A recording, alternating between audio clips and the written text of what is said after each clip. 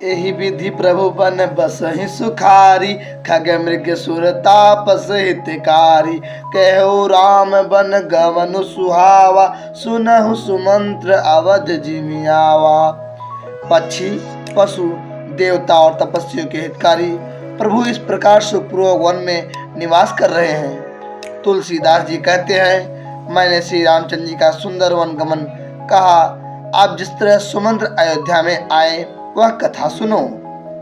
फिरे निषादु प्रभु पहुँचाई, सचिव सहित रथ देखे सी आई।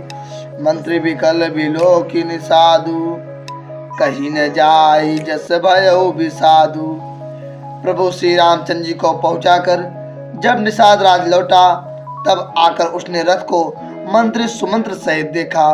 मंत्री को व्याकुल देखकर निषाद को जैसा दुख हुआ वह कहा नहीं जाता। राम राम सिया लखन पुकारी, परे उधर नितल व्याकुल भारी। देखी दक्षिण दिशी है ही नाही, जनु बिनु पंख बिहग अकुलाही। निषाद को अकेले आया देखकर सुमंत्र हा राम हा सीते हा लक्ष्मण पुकारते हुए बहुत व्याकुल होकर धरती पर गिर पड़े। रथ के घोड़े दक्षिण दिशा की ओर जिधर श्री रामचंद्र जी गए थे देख देख कर हिनहिनाते हैं, मानो बिना पंख के पक्षी व्याकुल हो रहे हों। दोहा। नहीं तृण चरहि न पियहि जलु, मोचहि लोचन बारी। व्याकुल भय निषाद सब, रघुबर बाजी निहारी। वे न तो घास चरते हैं न पानी पीते हैं, केवल आंखों से जल बहा रहे हैं। श्री रामचंद्र जी के घोड़ों को इस दशा में देखकर सब निषाद व्याकुल हो गए। धरि धीरजु तब कहें निषादु, अब सुमंत्र परिहरहु विषादु। तुम पंडित परमार्थ ज्ञाता, धरहु धीर लख विमुख विधाता। तब धीरे धरकर निषाद राज कहने लगा, हे सुमंत्र जी, आप विषाद को छोड़िए। आप पंडित और परमार्थ के जानने वाले हैं। विधाता को प्रतिकूल जानकर धैर्य धारण कीजिए। विविध कथा कही कही मृदुबानी, रथ बैठा रे हूँ बरबस आनी।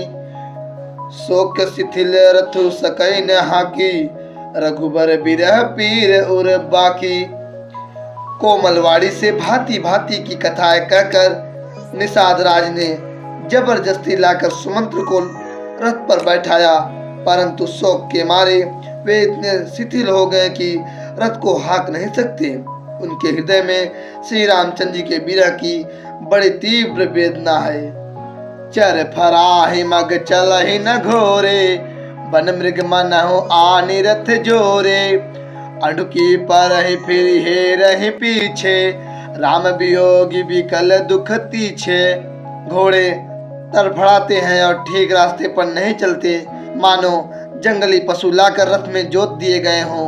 वे श्री रामचंद्र जी के वियोगी घोड़े कभी ठोकर खाकर गिर पड़ते हैं, कभी घूमकर पीछे की ओर देखने लगते हैं। वे तीक्ष्ण दुख से व्याकुल हैं। जो कह रामु लखनु बै देहि, हिंकरि हिंकरि हित हे रहि तेहि।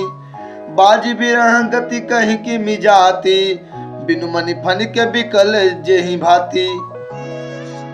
जो कोई राम लक्ष्मण या जानकी जी का नाम ले लेता है, घोड़े हिकर कर उसकी ओर प्यार से देखने लगते हैं। घोड़े की विरह दशा कैसे कही जा सकती है।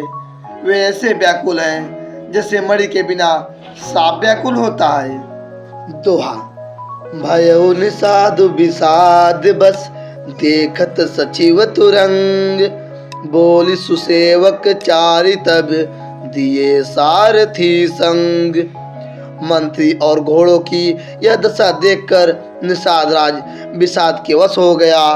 तब उसने अपने 4 उत्तम सेवक बुलाकर सारथी के साथ कर दिए। गुह सारथी फिरे पहुँचाई, बिरहु विषादु बरनी नहीं जाई। चले अवध ले रथ ही निषादा, हो ही छन मगन विषादा। निषाद राजगुह सारथी सुमंत्र जी को पहुंचाकर विदा करके लौटा। उसके विरह और दुख का वर्णन नहीं किया जा सकता। वे चारों निषाद रथ लेकर अवध को चले। सुमंत्र और घोड़ों को देख देख कर वे भी क्षण क्षण भर विषाद में डूब जाते थे। सोच सुमंत्र विकल दुख दीना, धीग जीवन रघुवीर बिहीना, रहे न अंतहु अधम शरीरु, सुन लहु बिछुरत रघुवीरु। व्याकुल और दुख से दीन हुए सुमंत्र जी सोचते हैं कि श्री रघुवीर जी के बिना जीने को धिक्कार है। आखिर यह अधम शरीर रहेगा तो है ही नहीं, अभी श्री रामचंद्र जी के बिछुड़ते ही छूटकर इसने यश क्यों नहीं ले लिया। भय अजस अघभाजन प्राणा, कवन हेतु नहीं करत पयाना, अहमंद मनु अवसर चूका, अजहु न हृदय होत दुई टूका। ये प्राण अपयश और पाप के भारे हो गए, अब एक इस कारण कुछ नहीं करते, निकलते नहीं। हाय नीच मन, बड़ा अच्छा मौका चूक गया, अब भी तो हृदय के दो टुकड़े नहीं हो जाती। मीजी हाथ सिर धुनि पछिताई, मनहु कृपन धन राशि गवाई, बिरिद बाधि बर बीरु कहाई, चले समर जनु सुबट पराई। सुमंत्र हाथ मल मल कर और सिर पीट पीट कर पछताते हैं, मानो कोई कंजूस धन का खजाना खो बैठा हो। वे इस प्रकार चले मानो कोई बड़ा योद्धा वीर का बाना पहनकर और उत्तम सूरवीर कहलाकर युद्ध से भाग चला हो। दोहा। विप्र विवेकी वेद विद समंत साधु सुजाति, जिमि धोखे मदपान कर सचिव सोचते ही भांति। जैसे कोई विवेकशील वेद का ज्ञाता साधु सम्मत आचरणों वाला और उत्तम जाति का कुलीन ब्राह्मण धोखे से मदिरा पी ले और पीछे पछतावे, उसी प्रकार मंत्री सुमंत्र सोच कर पछता रहे हैं। जिमि कुलीन नित्य साधु सयानी, पति देवता करम मन बानी, रहे करम बस परिहरि नाहु, सचिव हृदय तिमि दारुण दाहु। जैसे किसी उत्तम कुल वाली साधु स्वभाव की समझदार और मन वचन कर्म से पति को ही देवता मानने वाली पतिव्रता स्त्री को भाग्यवश पति को छोड़कर पति से अलग रहना पड़े, उस समय उसके हृदय में जैसे भयानक संताप होता है, वैसे ही मंत्री के हृदय में हो रहा है। लोचन सजल डीठी भई थोरी, सुनई न श्रवण विकल मति भोरी, सुख ही अधर लागी मोह लाटी, जीवन जायुर अवधि कपाटी। नेत्रों में जल भरा है, दृष्टि मंद हो गई है, कानों से सुनाई नहीं पड़ता, व्याकुल हुई बुद्धि बेठिकाने हो रही है, ओठ सूख रहे हैं, मुंह में लाठी लग गई है, किंतु ये सब मृत्यु के लक्षण हो जाने पर भी प्राण नहीं निकलते, क्योंकि हृदय में अवधि रूपी किवाड़ लगे हैं, अर्थात 14 वर्ष बीत जाने पर भगवान फिर मिलेंगे, यही आशा रुकावट डाल रही है। बीबरन भयउ न जाई निहारी, मारे सीमन हो पितामह तारी, हानि गलानि विपुल मन व्यापी, जमपुर पंथ सोच जिमि पापी। सुमंत्र जी के मुख का रंग बदल गया है, जो देखा नहीं जाता, ऐसा मालूम होता है मानो इन्होंने माता पिता को मार डाला हो। उनके मन में राम वियोग रूपी हानि की महान ग्राली पीड़ा छा रही है, जैसे कोई पापी मनुष्य नरक को जाता हुआ रास्ते में सोच कर रहा हो। बचनुन आव हृदय पछिताई, अवध का मैं देखब जाई, राम रहित रथ देखी जोई, सुकुचि ही मोहि बिलोकते सोई। मुंह से वचन नहीं निकलते, हृदय में पछताते हैं कि मैं अयोध्या में जाकर क्या देखूंगा।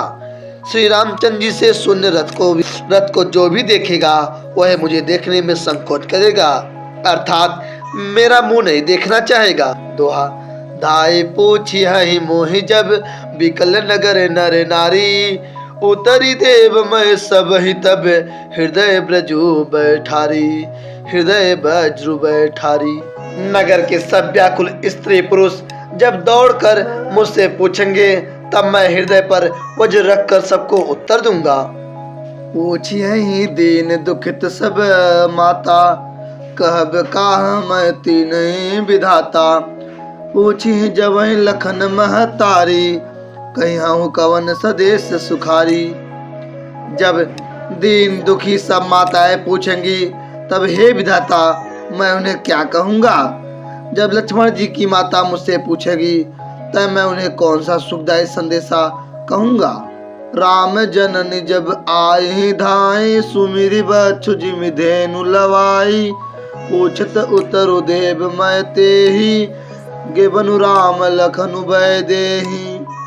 श्री राम जी की माता जब इस प्रकार दौड़ी आवेंगी जैसे नई ब्याई हुई गौ बछड़े को याद करके दौड़ी आती है, तब उनके पूछने पर मैं उन्हें यह उत्तर दूंगा कि श्री राम लक्ष्मण सीता वन को चले गए। जो ये पूछे ही ते ही का उत्तरो देबा, जय अवध अब यहु सुख लेबा।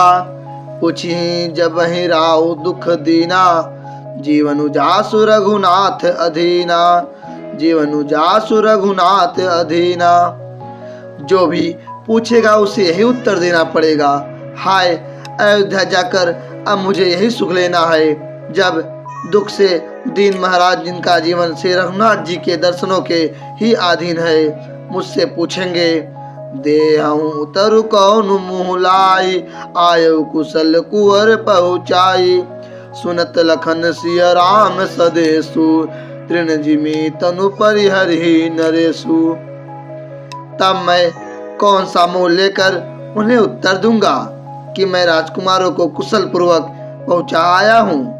लक्ष्मण सीता और श्री राम का समाचार सुनते ही महाराज तिनके की तरह शरीर को त्याग देंगे।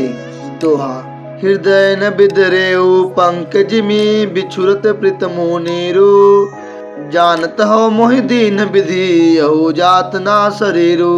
प्रियतम श्री राम जी रूपी जल के बिछुड़ते ही मेरा हृदय कीचड़ की तरह फट नहीं गया।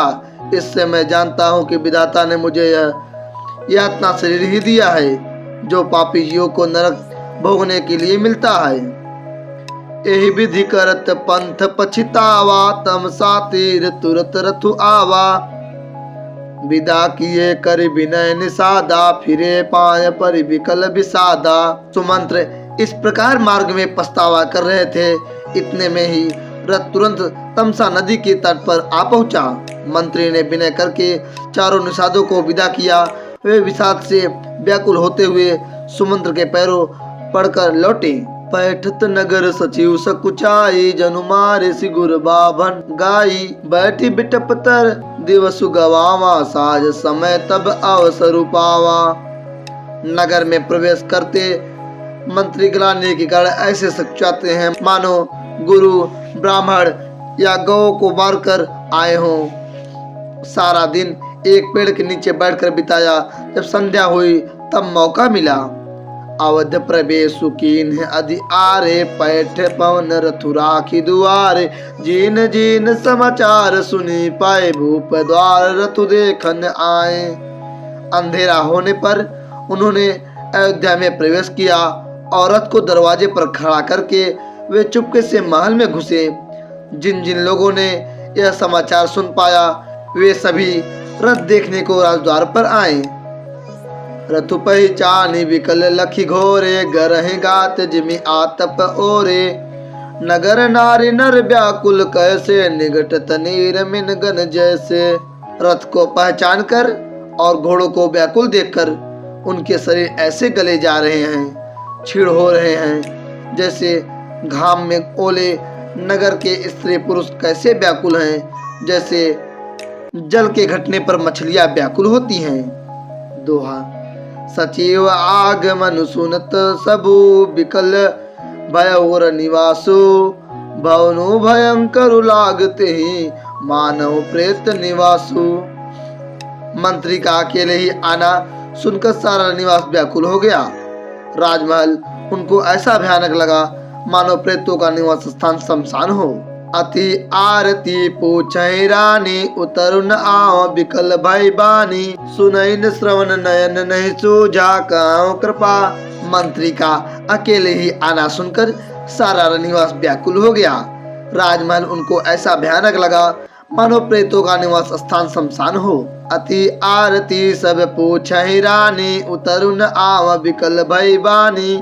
सुनई न श्रवण नयन नहीं सूझा, कहु कहा नृपुते ते बूझा। अत्यंत आर्त होकर सब रानियां पूछती हैं, पर सुमंत्र को कुछ उत्तर नहीं आता।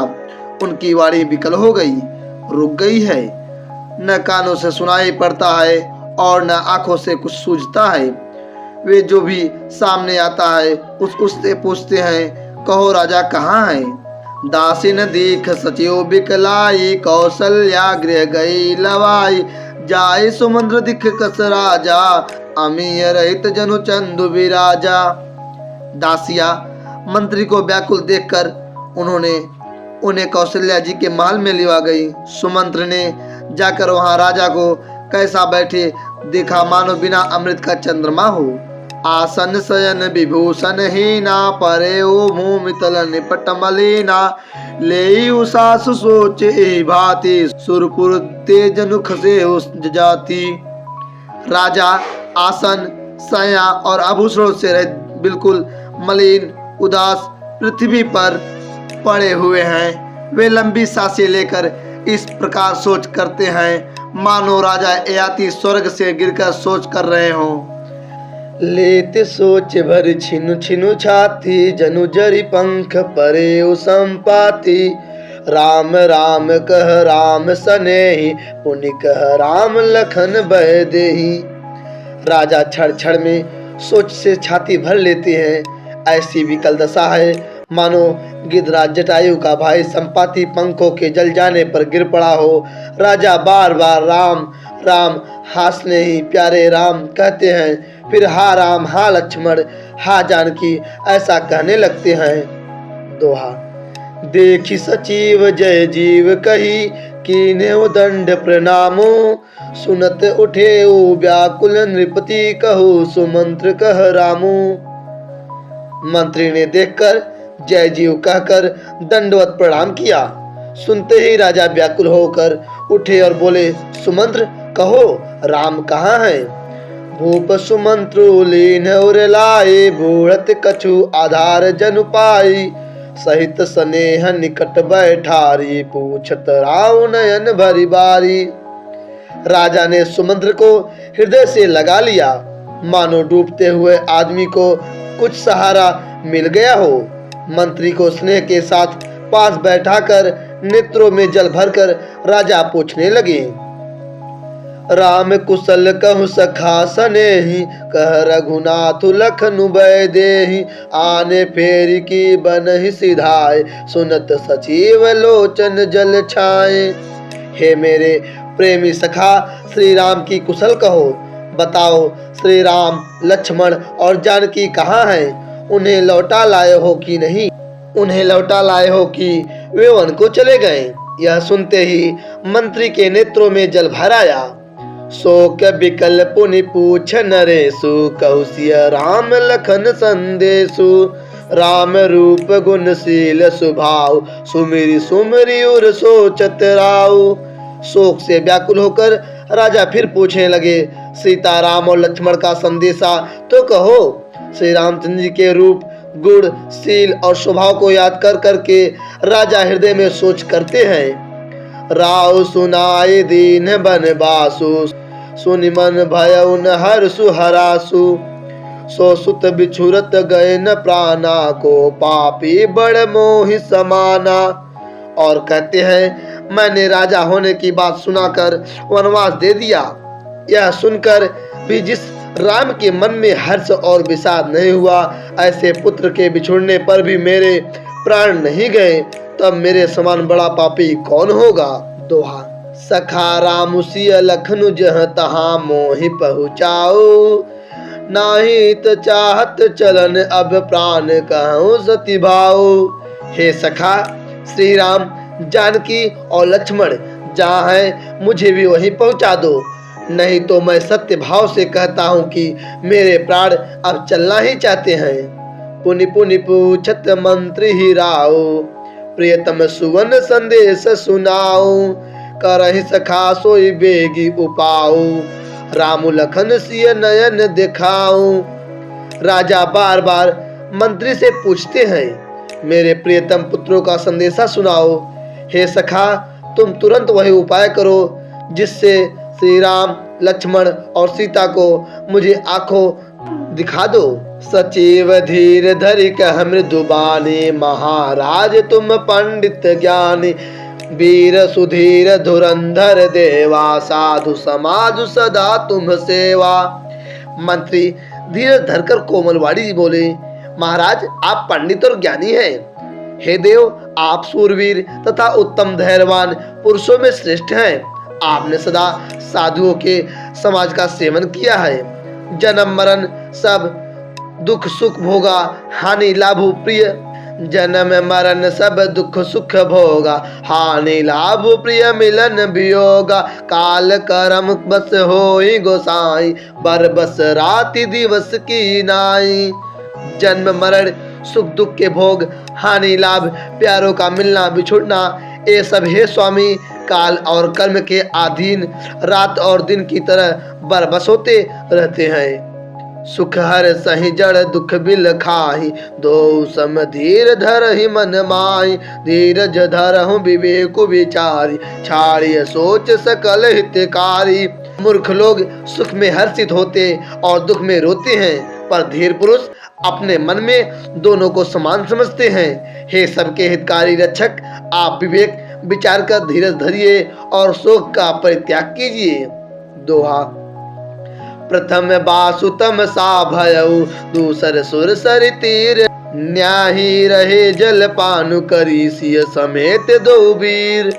श्री राम जी का पहला निवास मुकाम तमसा के तट पर हुआ, दूसरा गंगा तीर पर। सीता जी सहित दोनों भाई उस दिन स्नान करके जल पीकर ही रहे। केवट कीन्ही बहुत सेवकाई, सो जामिनी सिंह और गवाई। होते प्रात बट छीरुग मगावा, जटा मुकुट निज शीस बनावा। केवट निषाद राज ने बहुत सेवा की, वह रात सिंगरौर सिंगवेरपुर में ही बिताई। दूसरे दिन सवेरा होते ही बड़का दूध मंगवाया और उससे श्री राम लक्ष्मण ने अपने सिरों पर जटाओं के मुकुट बनाए। राम सखा तब नाव मंगाई, प्रिया चढ़ाई चढ़े रघुराई। लखन बाण धनु धरे बनाई, आपु चढ़े प्रभु आय सुपाई।